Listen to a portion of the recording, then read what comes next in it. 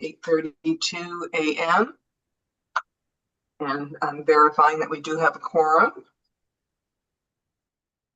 And just while you guys are looking for, morning, Justin, while you folks are looking for the rest of our people, I think we'll move along here so it don't get tied up.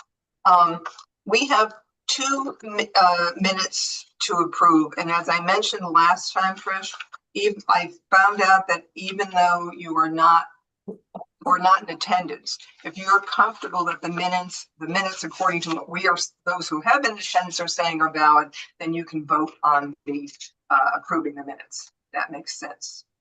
So having said that, I'll entertain a motion to approve the minutes for the special meeting on May 13th, 2005. That was the bus and walking tour of the TIF district. So moved. Second? Second. There you go, Trish. Thank you. Any additions, deletions, comments? Okay, hearing none, I entertain a motion to approve the minutes of May 13th, 2025. All those in favor? Aye. Okay, Aye, those are approved. Okay. Different run along again. The second minutes are actually a meeting that we all attended, and this was October 7th, 2025. And again, I will entertain a motion to approve. I want to be able to sign in. You can? No. I had a little trouble too. Good morning, everyone. This Good is morning, Linda. Linda. John is having trouble getting in. Okay, well, we're moving along here. We're just doing some housekeeping. Entertain a motion to approve the minutes of October 7th, 2025.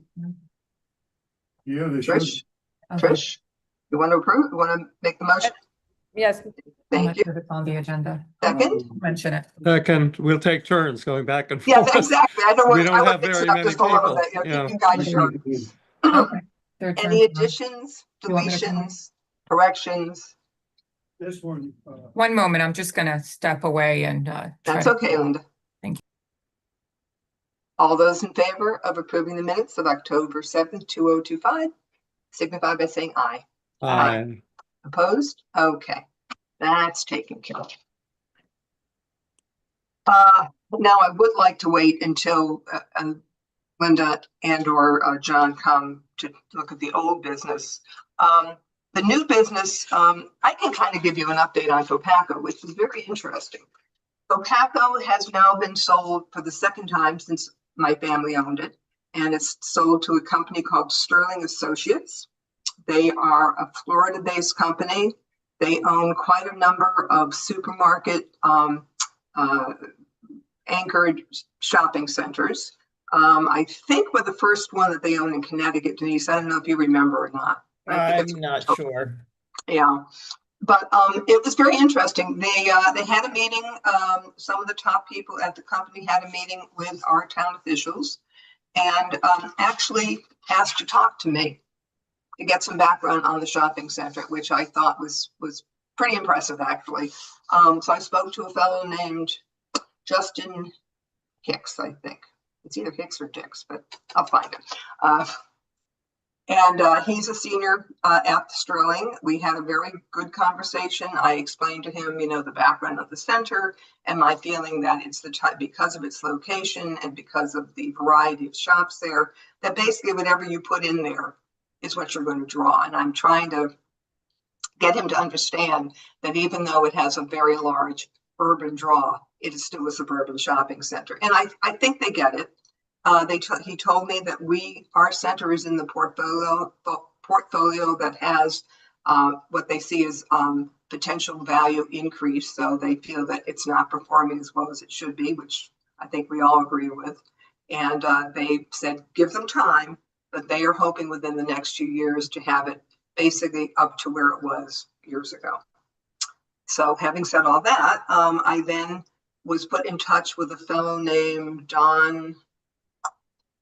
Here it goes again. I'm very bad with names. Anyway, he's the regional property manager at Sterling, and I met with him in person.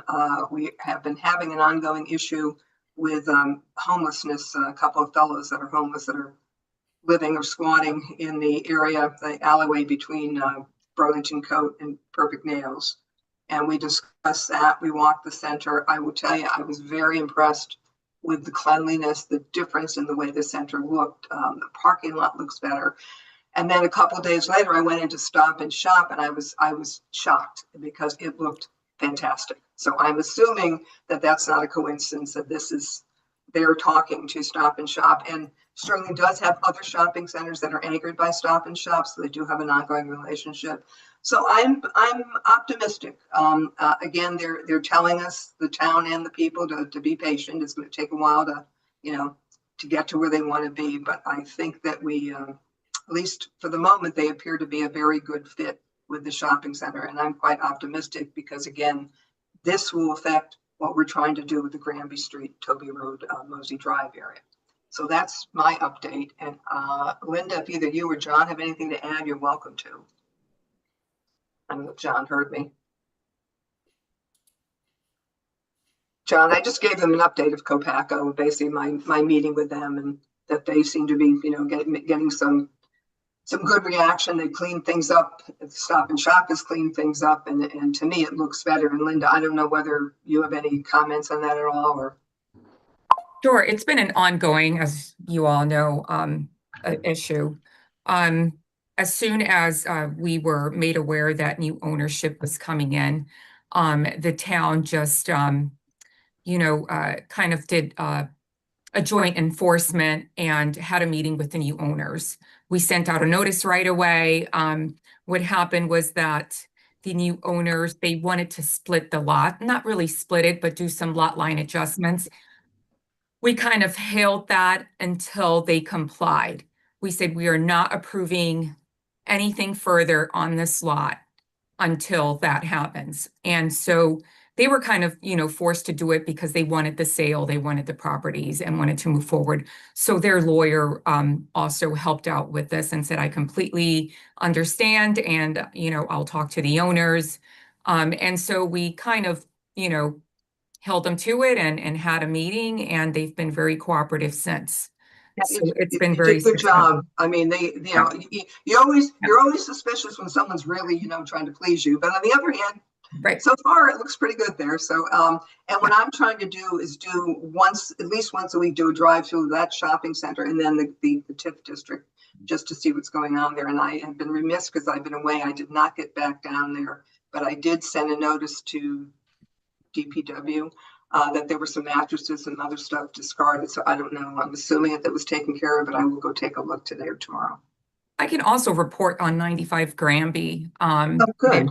The retail, furniture retail store with a bunch of outdoor storage, and they had multiple RVs on the rear of their property. Some you couldn't really see, people living in it. And also an illegal unit inside of the retail store that the police were able to confirm because of a domestic call that they'd had received. Building, again, joint enforcement. I think, it's very effective when all the other police, departments kind of come in, and they were able to, the building department was able to deem the property unsafe. There were multiple violations. They did additional work from what they were permitted for previously, and it was caught during the inspection of the illegal unit. So it's been, again, unfit for human occupancy. No one should be in there unless they apply for the proper building permits. The property owner did remove a lot of the trailers and RVs from the property, except for maybe 2 or 3. But it's been a challenge, that property as well. Is that where the bakery was in the back? That's correct. That's The what I thought, bakery yeah. the bakery was just, Yeah. they had applied for permits, they had received, approvals, but it looks like in the past 8 to 10 months, they did a whole lot of work that they weren't approved for, including about 5 huge ovens, a lot of electrical work. Wow. I mean, it was just, so it was found during this, I guess, domestic call and inspection when the fire and building department were also called in. So with that, it's been, we haven't heard back from the property owners. I think one of the sons of the property owner was arrested for trespassing. And they now know that the town is really, really serious and not playing around. So, again, So hopefully this property will also be cleaned up. that's encouraging, because this is what Janice and I have been talking about, but a lot of it has to do with what you see on the outside, but it certainly has to do with the uses on the inside. And the more that the property owners that are doing the right thing know that the people that are not are being watched, I think the better the outcome's going to be for the whole area. Correct. Any questions from the commission? And Vivian, hello, nice to have you with us. Hello. Okay, I'm going to go on to just a quick discussion of the 2026 meeting schedule. And Bob, I think you and John are both of the Jewish faith, if I remember correctly, whether you're observant or not. So this is a very interesting situation. I don't remember in the past Hanukkah being designated as a holiday in which you cannot hold a meeting. And I talked to India about it yesterday, and she said, well, this is, they're trying to be inclusive, and that's why they included it. And I'm trying to explain to them, and I want to make sure I was correct, so I talked to my current rabbi, but I was pretty sure Hanukkah is a minor holiday. I'm not going to take a lot of time. It's a minor holiday. You are allowed to work during the holiday. You do not go to synagogue or temple during the holiday. You basically light candles for 8 nights, and you give little gifts to kids. My interpretation of it, having gone through a time when it was never really a big holiday, it became commercialized as has Christmas, and so it sort of became the Jewish cousin of Christmas. I'm suggesting that if has everyone seen the meeting schedule, by the way, so you know what I'm talking about? Yeah. Okay. So I'm suggesting that last meeting of next year, which they've now got scheduled for December 15th. I'm suggesting, unless anyone has an objection, that we keep our regular scheduled meeting of the second Tuesday of the month, which would be December 8th, which would be farther away from the holidays, which I think it's appropriate. But I would like to hear the opinion of the rest of the commission before we take a vote on this. Bonnie, if I may, I was counsel for Society for Savings for a dozen years, and we had a Jewish director, David Chase, who probably everyone here knows that name, who had no objection, but when the schedule of their director meetings came up, there was one that fell in the middle of Passover, which is 8 days long, as people know. And we researched it and came to the conclusion, and Passover is actually a bigger holiday than Hanukkah is, but there's no conflict whatsoever in holding meetings during that time. And if anything, people observe a nominal one day. Many Jewish holidays run for multiple days a week, and it's unnecessary to observe that. We came to that conclusion, and actually they were very thoughtful. Of 120 executives at Society for Savings, there were 3 who were Jewish. But they were attentive to that, and we researched it and came to the conclusion there is no conflict whatsoever in holding meetings. If there was a meeting on one of the 2 high holidays of the Jewish faith, that would not be okay. That would be the equivalent of Easter. Yes, exactly. Having a holiday on Easter or Good Friday. So I don't see any conflict whatsoever in that. I'd like to hear from anyone else, if anyone else has a comment on this. Okay. My concern, and I expressed this to India, is that in the attempt to be inclusive, I'm not sure we're going about it the right way. Because I asked her also, are we doing anything about Ramadan? Are we doing anything about the Muslim or Hindu holidays? Because I know that we have a decent sized population a both face in the town. So I'm just, I don't know what to do with it. I'm just telling you that this is, and Bob seems to agree with me that this does not seem to be a conflict. So I would like to change the schedule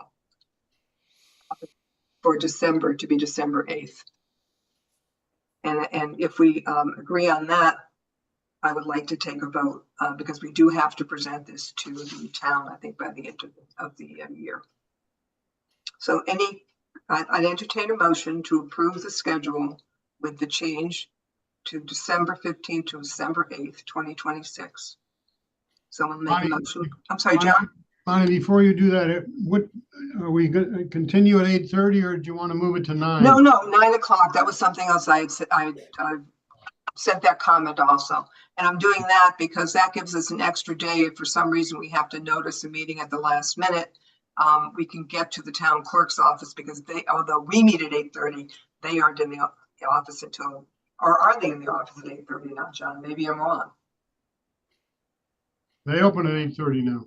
They do open at 8:30. Okay, then there's no need to change that either. Or is there? John, Linda, any thoughts about that? Because I know we have had a problem in the past. About, I'm sorry, 9. If we o'clock. open up, if our meeting is 8:30 and the town clerk opens up at 8:30, do we make the 24-hour time limit, or are we going to miss it by a minute or two? I mean, I would just say it's the agendas will be posted, on time. I know we had maybe an incident where, there were some things that, didn't make it on time because of that time change. We were going through that time change, but I don't think it should be an issue if you opened at 8:30.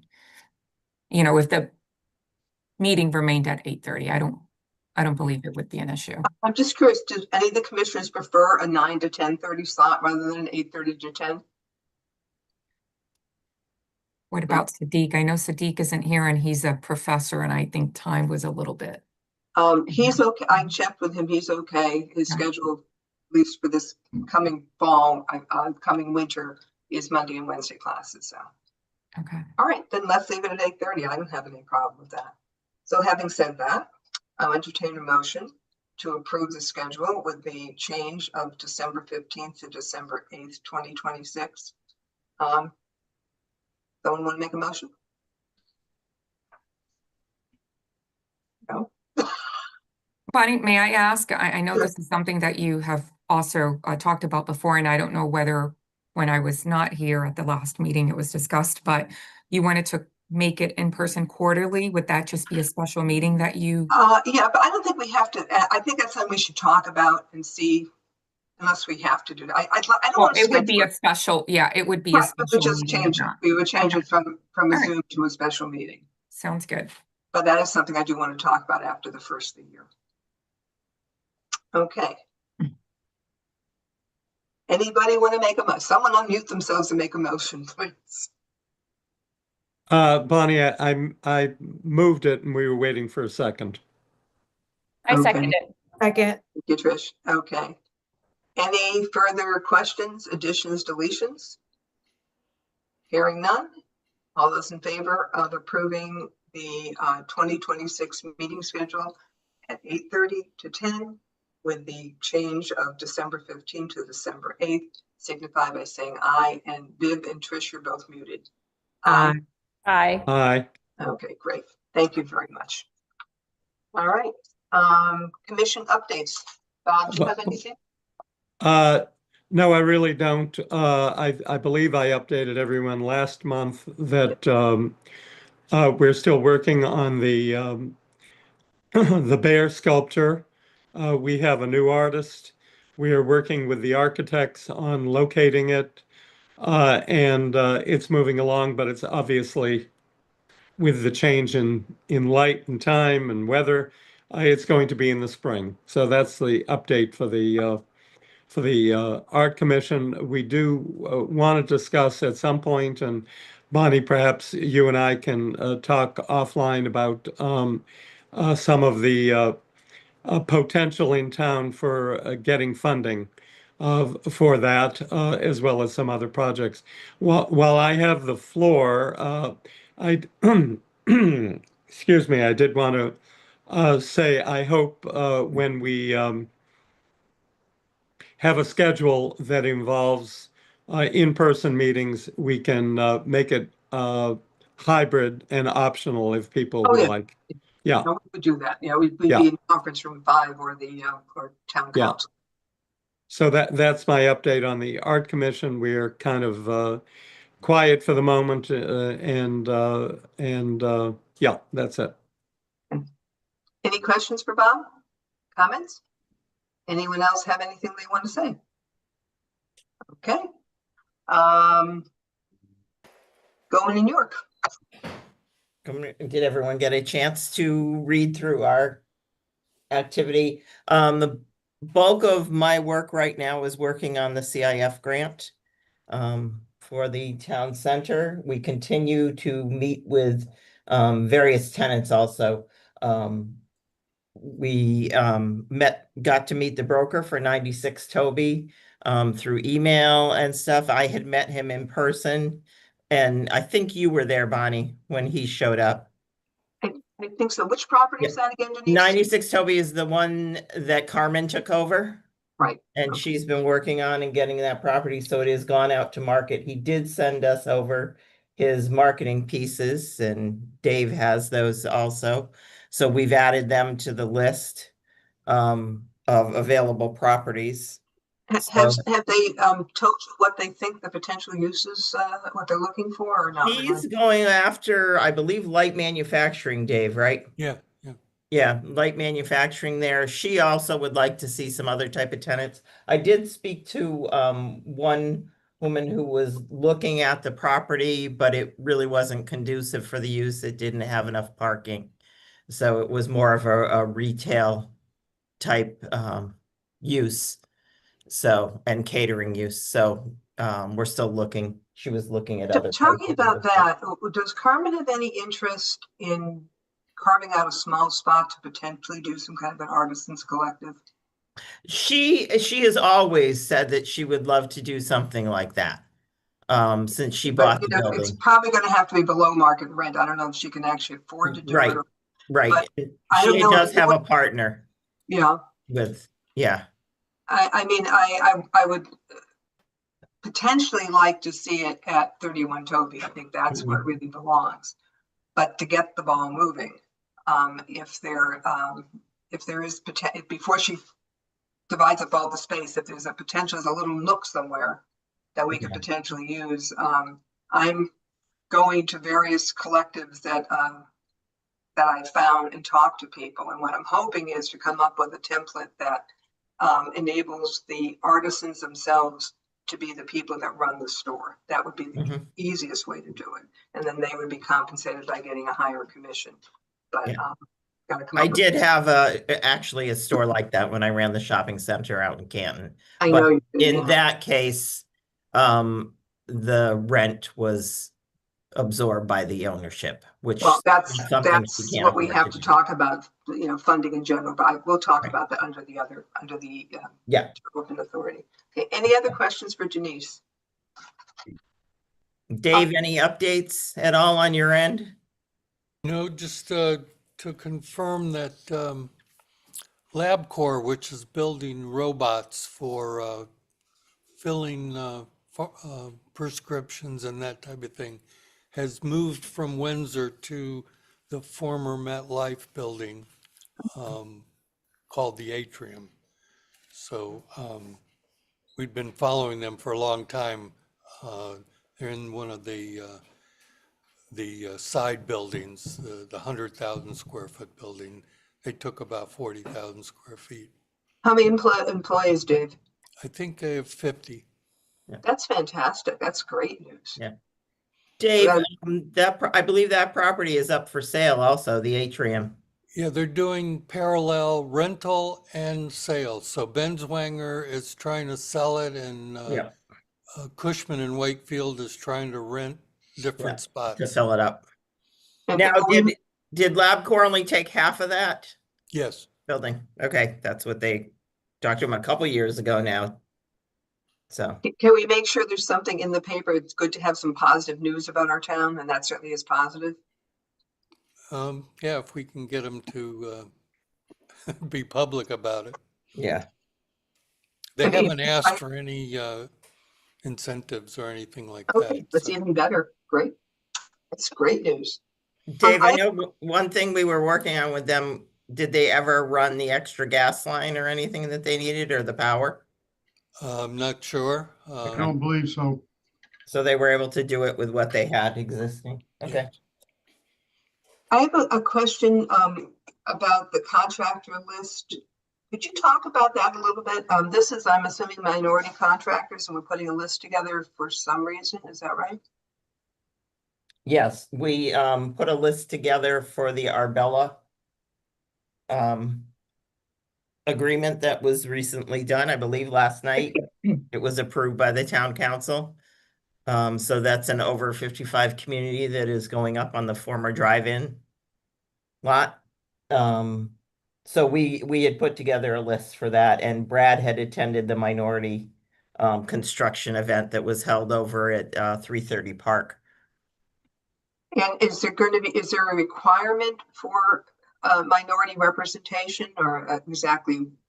what I do you do think with it this? was Bloomfield-based businesses, wasn't that, John, or Bloomfield area? Yeah, well, it was staggered. It was Bloomfield based, then Hartford region, and then state of Connecticut. And what does that mean exactly? Do they somehow get like extra points when you're deciding to hire somebody, or? Well, no, it's set in the agreement as part of the tax assessment agreement that they will achieve certain goals relative to that. And there's going to be a monitor. They're going to have Okay. someone who's actually monitoring and reporting back to the town, and the town is responsible to coordinate with them to help them meet that goal. And is it just this development, John, or is this a blanket process that we have now? I know it was more specified to this particular agreement. The state also has requirements when you're using state funds.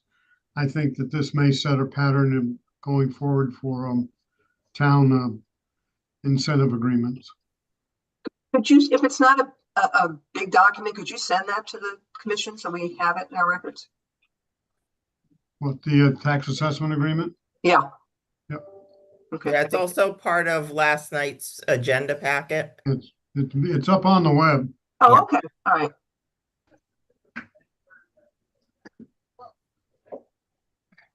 Thank you. And there was one other question I had. What is the prime farmland analysis?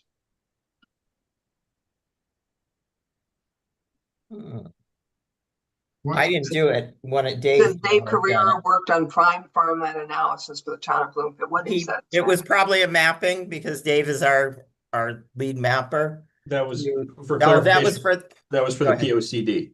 Okay. There were some questions that came up with the POCD about how much land in Bloomfield is classified as prime farmland. So Dave's looked into that and figured out how much the percentages are. So that'll be What reflected is in the the new definition of POCD. prime farmland, Joseph?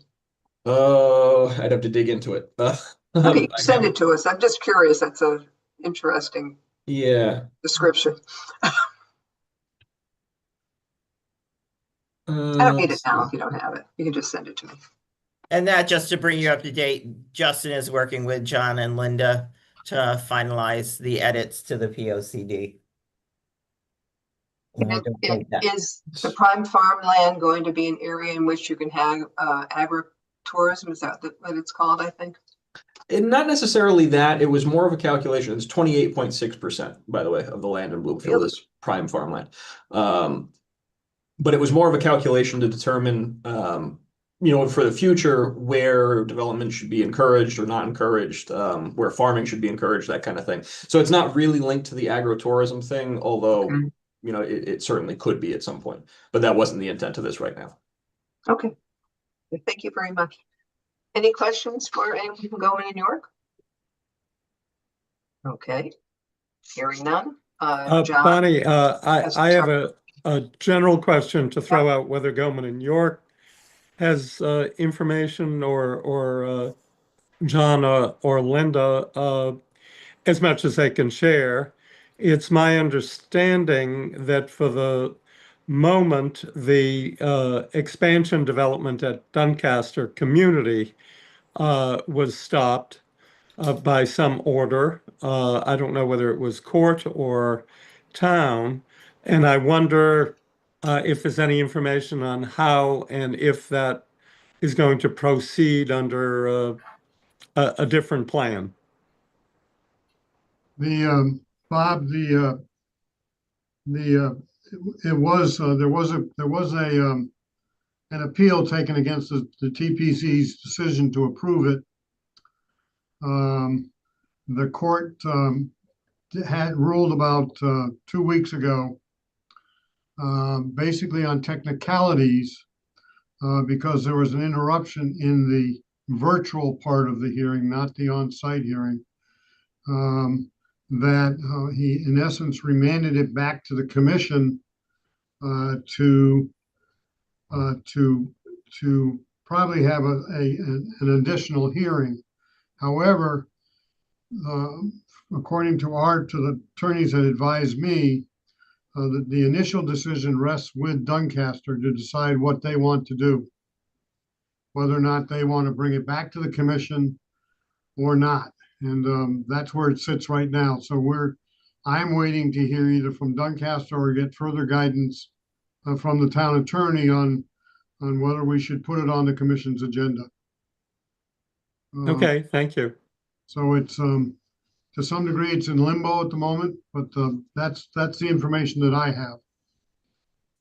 Well, I live near Doncaster and actually I use their gym. I'm a community member and their community, this I'm speaking unofficially, just gossip, celebrates it, and the neighborhood who is opposed to it celebrates it as it's a win and we've stopped it. And I was of the belief and opinion that that's actually not the case. It was just procedural. But they believe that it's not going to be built. And I don't know that that's the case. I think you're correct. I don't think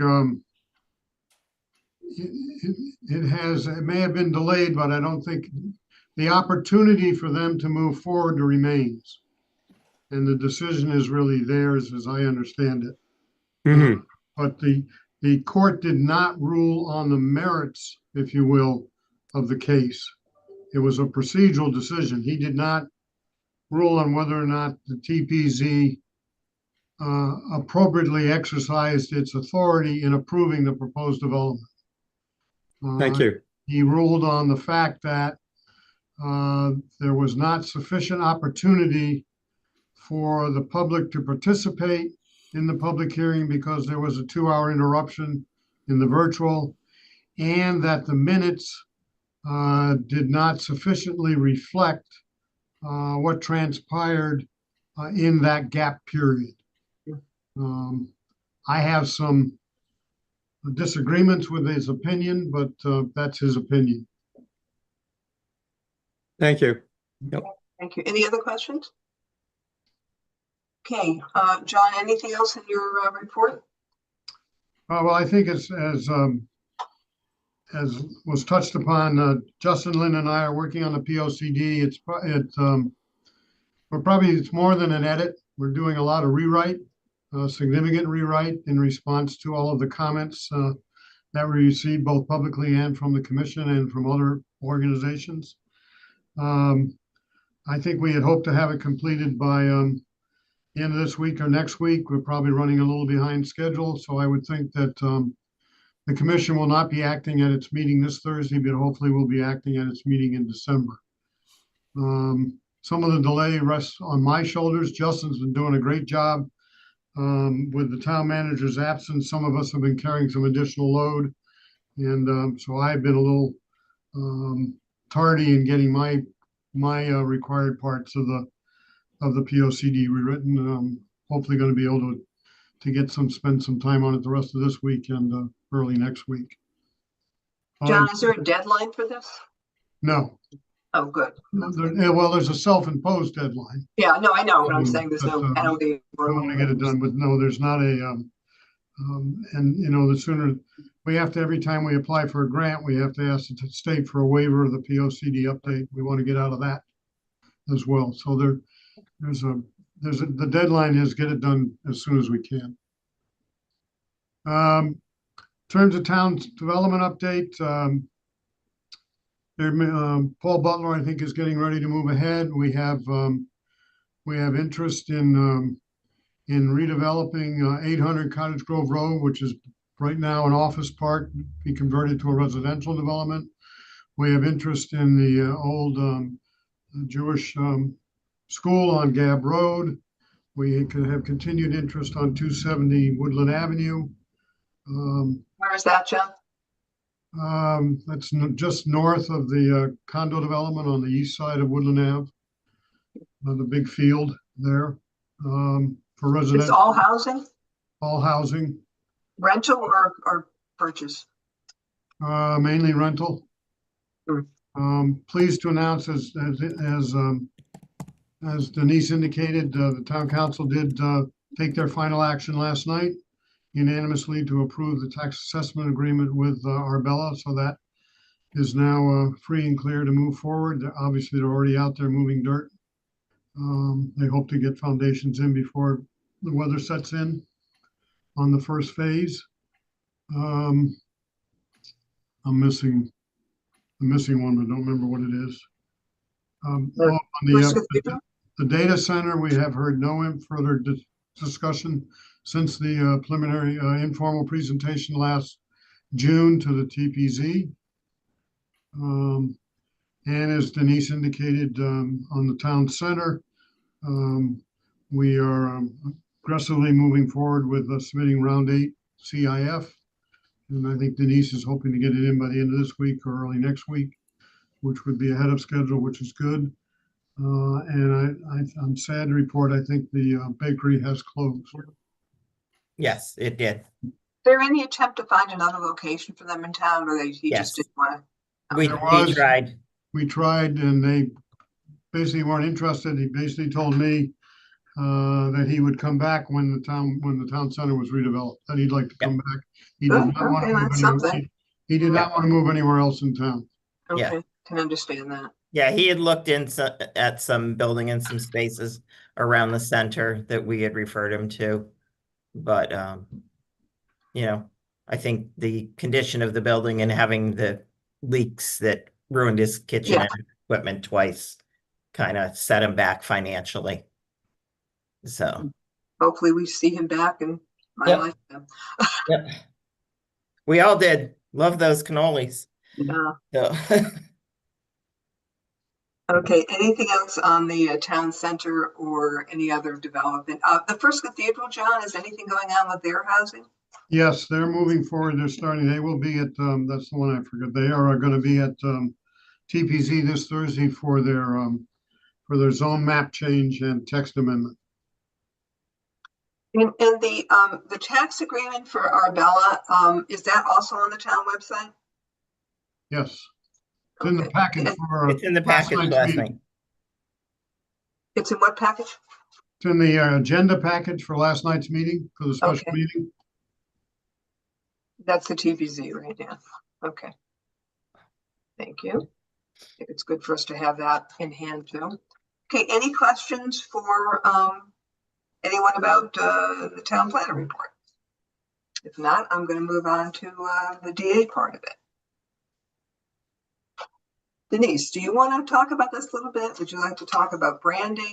Well, I think basically, we talked about that Bonnie and I had done the drive-through and what are the immediate things that need to be done in the area. I really think, like Linda said, on 95 Granby, the town has actually taken an active role on those and other properties in the area getting cleaned up. We know that there is another business on Toby Road that wants to expand. So I think the overall look of the area, especially when you drive in from Hartford and stuff, and we talked about the signage. So I think basic number one is to get the area cleaned up, get some type of identifying signage for it, even if when you come in from Hartford, on Granby Street, either it's a welcome to Bloomfield or it's a welcome to the Toby Granby, yeah. Toby easy, Granby area. easy for you to say. So, and also the signage on the corner of Cottage Grove and Toby is kind of disheartening to look at. And the Yes. one on the corner of Toby and Granby, they're faded. They're not what we would like to represent the town. So I think, go ahead, Bonnie, if you had anything. This is where branding comes in. It seems to me we can't really go forward with the signage change until we come up with a concept of what we want to call it. Now, we did have a contest for the golf course. Yeah. We named something. Do we want to think about doing something like that just to get some interest in the area? Just throwing it out. Bonnie and Denise, if I can just throw out, this is a long-standing item on our art commission list. We did a survey actually, oh gosh, it's probably as much as 4 years ago, of all the major road entrances into Bloomfield, and the signage at every one of those is poor, inferior, and discouraging to even identify us. So I'd like to, along with your concept, Bonnie, of branding, suggest that we expand that not just to Granby Toby Road, but to the entire town, upgrading its signage. If it can't all be done at once, it's an economic item, at least there is a standard that has been established for the town, what things should look like, how they should appear when you come from any direction. And we get a lot of through traffic, obviously, Cottage Grove Road and Simsbury Road and all of those. People drive through, and it would be nice for them to say, oh, yes, I'm in Bloomfield. Does the Arts Commission have any interest in maybe just coming up with a concept for the general signage? That the signage for the TIF area that we're talking about, it would be specific to that zone. Yes, no, I understand. But I'm yes, we if can activate that as a higher agenda item if there's interest. Well, you said you've got 100, I think, names of people that are artists that are in the community. Maybe they have an idea of what they'd like to, because we've done this, John. I don't know if you remember, we've done this over and over and over again, coming up with signs to go. I think it's like 8 entrances to town. Linda. I want to just comment on that. I did have Artifact Sign reach out to me a few months ago, actually. It was the daughter of the owner. And she had an interest. She said, look, I've looked around certain signages, and it looks like, Bloomfield could use some updating on it. And they do really specialize in branding as well. I know that they do charge a fee for the design aspect, but I am very confident that this firm is, would be very helpful as they have artists and design professionals that can really look into, those signages, and especially for the district.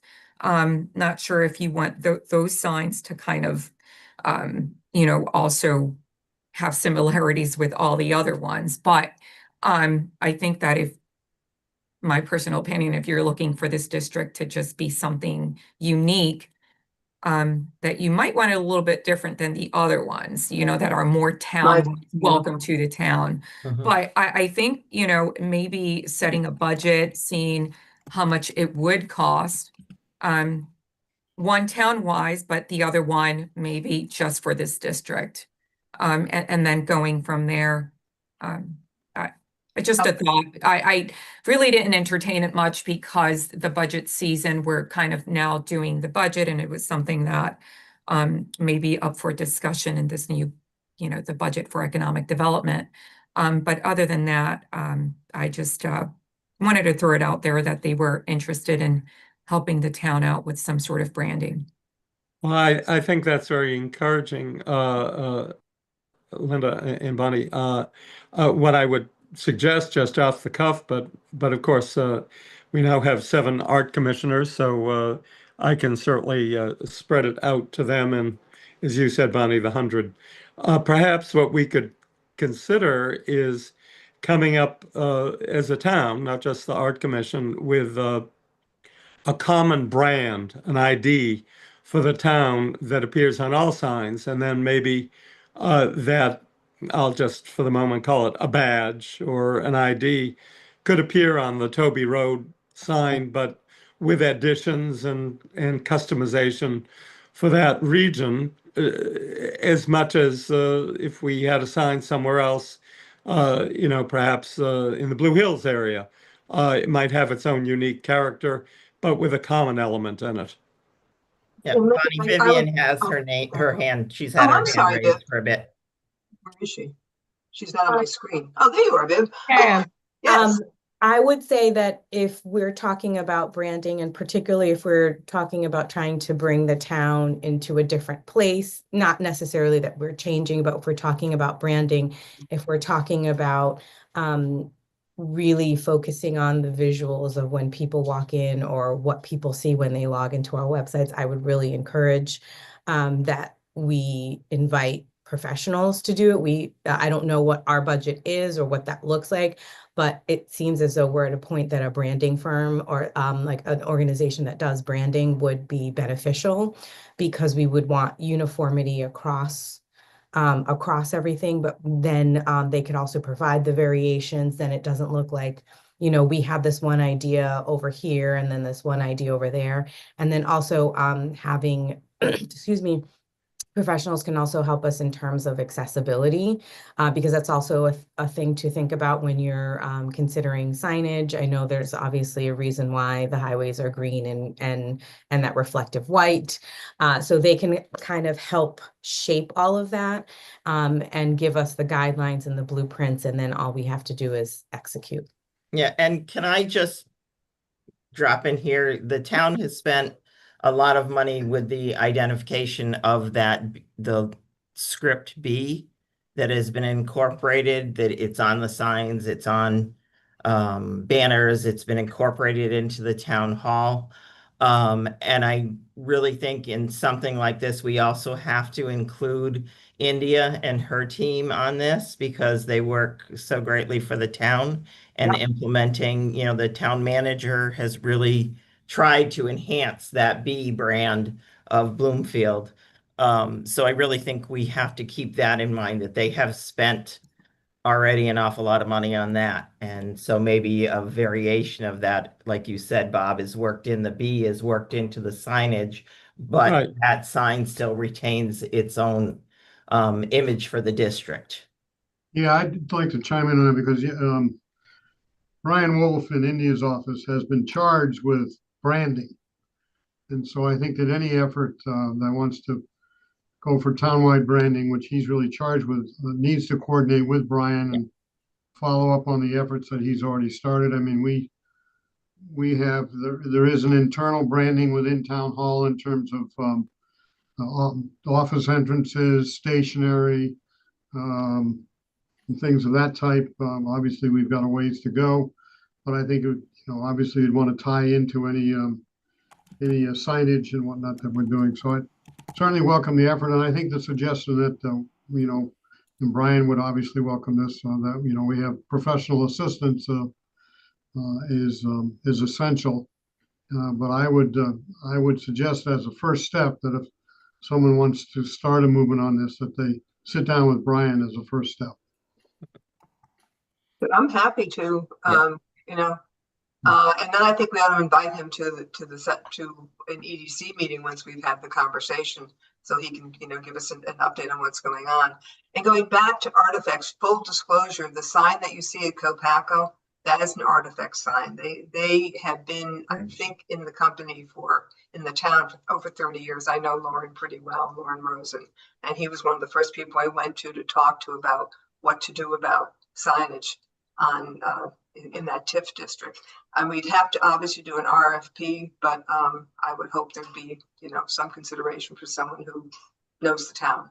So Denise, that's a budget item, I'm assuming we'll work on for the next budget? Yeah, and I think maybe that's a conversation that you can have with Artifacts. What would it take to I will. take those 2 existing signs that we have and retrofit them? Because that's going to be your easiest. Right. Speaking of someone who's bought hundreds of signs for shopping centers. Sure. So the easiest thing, because you have wiring and everything in some of those, especially probably the one on the corner, we are going to probably have to get permission of some type from Home Depot, since they, we have to work through, and maybe Dave can help us with that, working through to find out who is the correct person, because they originally paid for part of that. So there's a lot of moving pieces in that, but maybe Artifacts can give us a budget range. If you have a discussion with them, what is it? I'll be happy to do that. Yeah. And then what does it cost to do, an entry sign coming in? So when I talked to Lauren this first time, his big concern is he wasn't really sure who had possession of those 2 signs. And he said he thought it was Home Depot. He had not been involved with the work ever since Home Depot came in. The sign on the corner of Toby, I know that 31 Toby paid for part of. Yeah, they probably, who's ever on it. How much they paid for the sign. I don't know who. Yeah. And are those both on town property? Yes. Okay. Yes. All right. So, Denise, you and I will talk about this afterwards. I know how to proceed. Okay. I'm stepping on these toes. Okay. So, Linda, I know they were setting the agenda last night for the budget process, the calendar for it. We'll have to look up when, and I apologize, I don't have it up in front of me right now, but when they would need a budget proposed from EDC. The sooner the better. We're already starting preliminary the process of what each department needs. Correct, right, John? If you want to speak more on that, I know you probably have had more conversations. Yeah, we just the calendar is. It's very preliminary.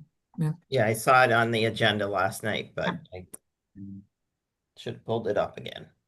It's going to be sometime in.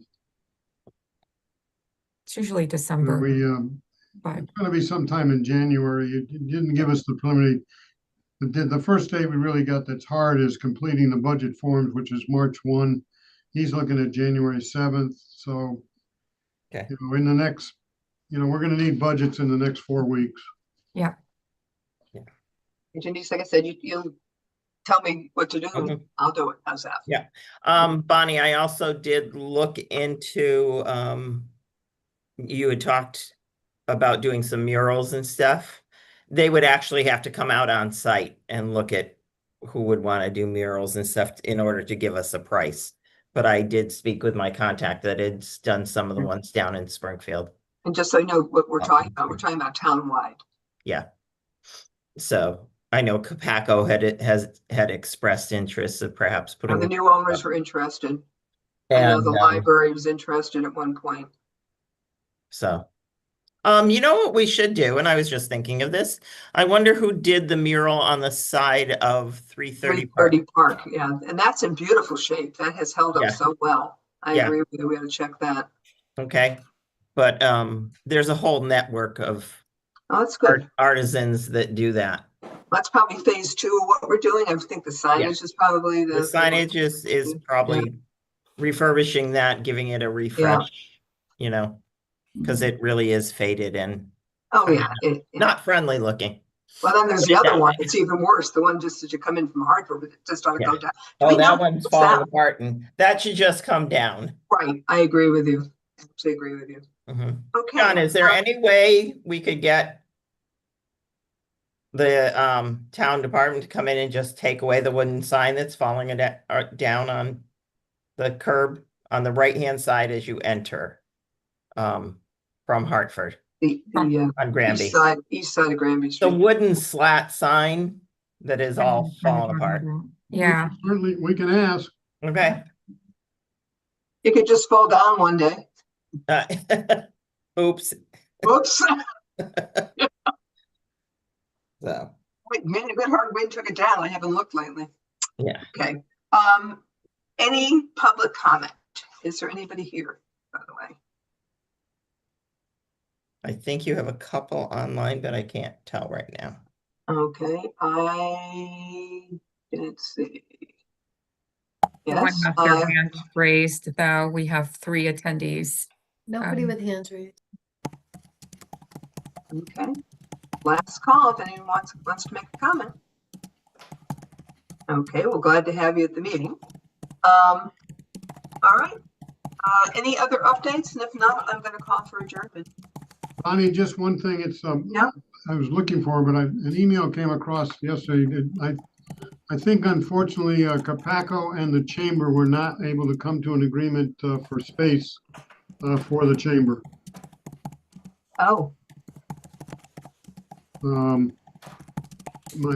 My sense, and I can't, for some reason, I can't find the email. I was looking for it, but it seems to me that, there may have been a cost involved that the chamber, was unable to afford. But I did see an email that indicated that the chamber was not going to move there. But I don't know the details. and maybe I'll reach out to somebody, play dumb and see what they say. I mean, I'm assuming they would have to donate the space and maybe the chamber would take care of utilities or something. I don't know what their Yeah. conversations were. Okay. All right. I'll see what I can find there. I Okay. did see a new business that was opening also on, and why can't I think of on Seneca? The nail salon Yeah. that has the sign up, Linda? The 12 Seneca? Yes. Yeah, I believe it was just new ownership and it was a salon. So Yeah. they have, grandfathered rights there as a salon. So Yeah. they didn't Hair need to. salon, Linda? I think it's gonna be multiple. She wanted to kind good. of do hair, nails, and That's good. I know Yeah. she was thinking of having other in the It's- basement it's area, a- but I don't think it's kind of fit right now for occupancy. Yeah. Okay. Yeah. All right. Yep. Anything else, Linda? Nope, that was it. Sorry. John, anything else? No, that's it. Okay. Next meeting is Tuesday, December 18th at 8:30, and I will call for adjournment. Motion to adjourn? Wait a minute, is it next 18th or 9th? I was not in, I think the reason we changed this is I am not in town on the 12th. All right, so it's gonna be Tuesday, December 18. That's the wrong, no, that's wrong. That's a No, Thursday. 16th, No, I've got December not, I'm sorry, this is a mistake. December 9th. December It's 9th. December 9th. Okay. I don't know where that came from. So it Today- is December 9th. Today's the 18th. That's what it is. Yeah. Okay. So it's December 9th, Tuesday, December 9th, which is our regular scheduled meeting. Sorry about that.